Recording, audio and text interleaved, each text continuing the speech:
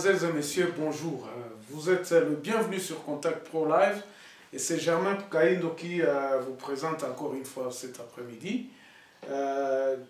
Nous allons discuter aujourd'hui encore une fois de plus la suite des émissions que nous avions commencées sur Beni, sur l'Est de la République démocratique du Congo. Vous êtes au courant, vous êtes bien sans le savoir qu'il y avait la semaine dernière une histoire qui a bousculé encore l'information sur 1600 réfugiés qui se sont retrouvés à Goma. On sait d'où est venu ces gens-là qui se sont réclamés de nationalité burundaise. Alors, cette histoire de l'Est est vraiment très préoccupante et lorsque nous vous donnons des informations, vous pensez que nous sommes en train de baliverner. Mais cette histoire est réelle. La balkanisation, c'est un plan, c'est surtout le plan de la vie du Congolais. Donc, pour que la balkanisation ait lieu, il faudrait qu'il y ait des peuples, parce qu'à un certain moment, nous arriverons au niveau comme le Soudan. Il y aura un référendum où le peuple de la région, je crois que vous aviez entendu parler des termes qu'on disait des autodétermination. Donc ce sont des termes qui sont injectés dans la population qui, finalement, on ne sait pas, ils sont de quelle obédience, est-ce qu'ils sont de quelle tribu, ils sont de quelle nationalité, parce que les gens qui sont là n'auront pas finalement une homogénéité de dire par exemple que ça ce sont les Tembo, ça ce sont les Banande, ça ce sont les Bakusu ou bien les Bavira et tout ça. Il y aura un peuple qui sera mixé et puis lorsque l'insécurité atteindra son paroxysme, on demandera tout simplement à ces gens-là de s'autodéterminer comparativement à Kinshasa et puis on divisera, ils seront favorables à cette balkanisation. Donc, le peuple que vous avez vu là, personne ne peut vous dire exactement d'où ils viennent. D'autres parlent des Rwandais, ils ont des morphologies Tutsi, mais d'autres disent qu'ils viennent de la Tanzanie, d'autres disent qu'ils viennent du Burundi. Voilà encore une information que nous venons d'obtenir de la source, nous disant que ces gens-là ont été refusés l'entrée au Burundi. Mais il faudrait que le gouvernement appelle sa information exacte. Qu'est-ce qui se passe? Que le gouvernement puisse se prononcer. Batunyoso, Obakubanda, Koutaka, Soki, Tanzanie, Soki, Tanzanie, Kutu, Alobi, Keya, Yebi, Batuanate. On ne peut pas les faire rentrer en Tanzanie. Imagine-toi Tanzanie na côté au Bazali. Et ça, Moussika, Trosoki, Batuana, Bautaki, Tanzanie, Baleka, Neni.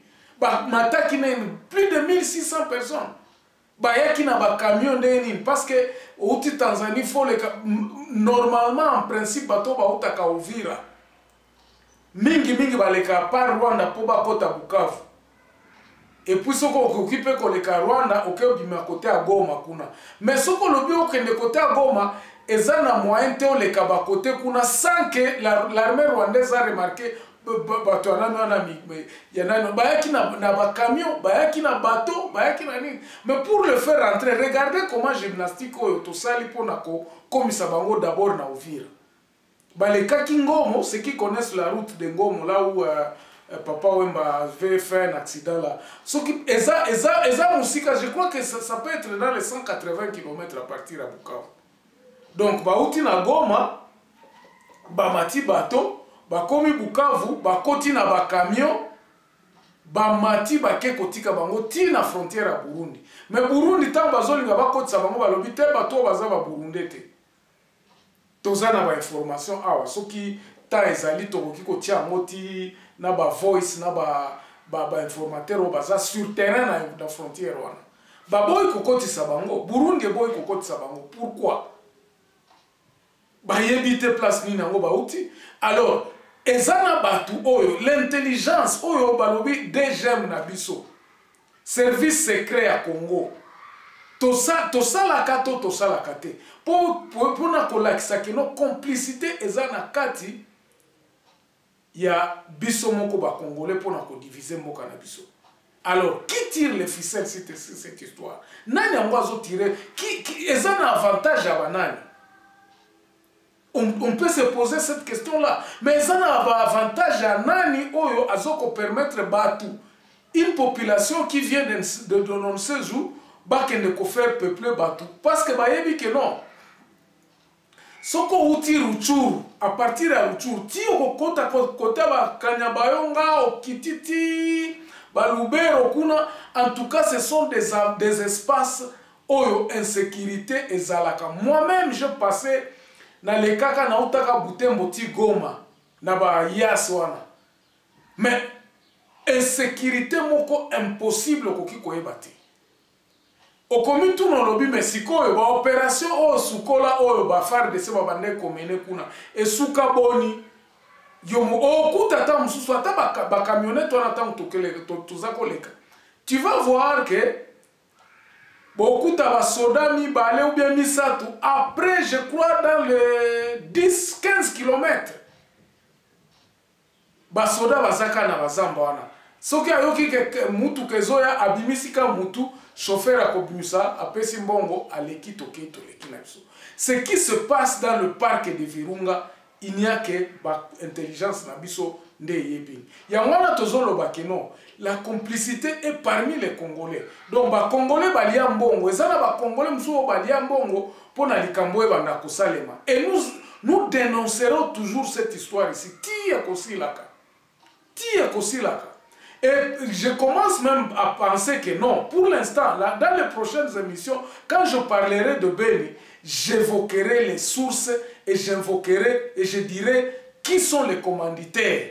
Na batu oyo, na kati ya gouvernement na biso, na kati ya gouvernement passé, oyo batu oyo baza à la tête, oyo balia mbongo, parce que, rappelez-vous, que les journalistes au Bakendaka côté à Beni kuna ba saka bango que non. Et il y a des fils de pays qui sont dans ce mouvement ici. Na ba rapport même ya ONU eza batanga batu oyo bazalaka batekelaka ba rebelle ba arme batanga batu oyo batu wana tozana ba kombo na bango. Mais pour besoin de dire que non, que les amis puissent stopper batika ba biloko wana. Ça ne sert à rien de diviser le Congo. Le Congo restera un indivisible. Biloko anezo utaboe pona nini. C'est parce que Kinshasa tozo yo kanate.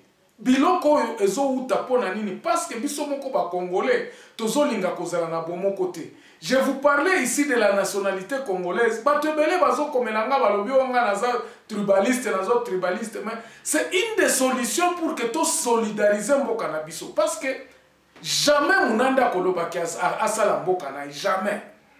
Muvira obe mufulero akozala akolobate que non biso tokati koto oyo tosali sécession et komaka jamais. Mais batu oyo qui ne sont pas des Congolais qui arrivent na ba Congolais oyo bakanisi ke mboka ekosuka kaka jour bango ba okufa bango na bazwaka mbongo ya ba ennemi wana pour que terrain na biso wana pays na biso ekatana. Pour quel intérêt?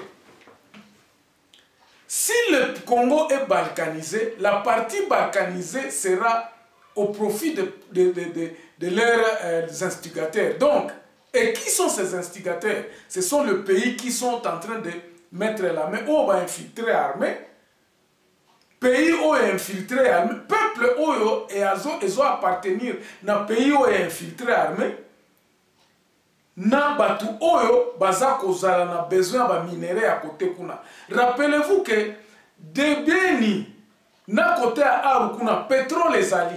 Eza na coltan. Tout le minerai que les gens le monde veut ba ezala nango côté kuna. Ezali. Donc il y a vraiment forte chance que ba instigateur bazana baza ba kocha molende pour que to arriver un jour na balkanisation en mboka na biso. Donc c'est pour cela que je dis qu'il faut absolument que Kinshasa abanda otala la likambo. Si Tshisekedi azana pouvoir à main à sango, si le président de la République a le pouvoir et qui peut exercer ses fonctions que la Constitution le lui donne, il peut terminer cette histoire-là. Parce qu'aujourd'hui, on a contrôler l'armée. Aujourd'hui, justice, on a juge,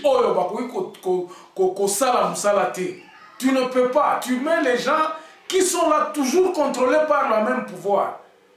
Donc, yo, président de la République, Ozana Batunayote.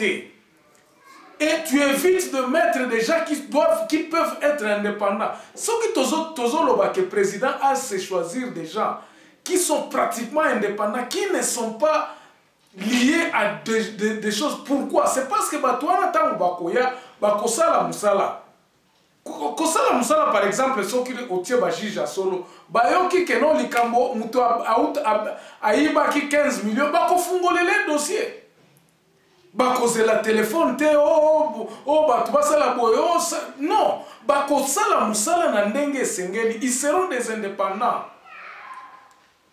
Yamana tozolo bakeno, batu même à nommer les lots. Ce sont des gens qui sont liés déjà na pouvoir à Kala, na pouvoir oyo, et ça kolinga balkanisation en Bokanabiso.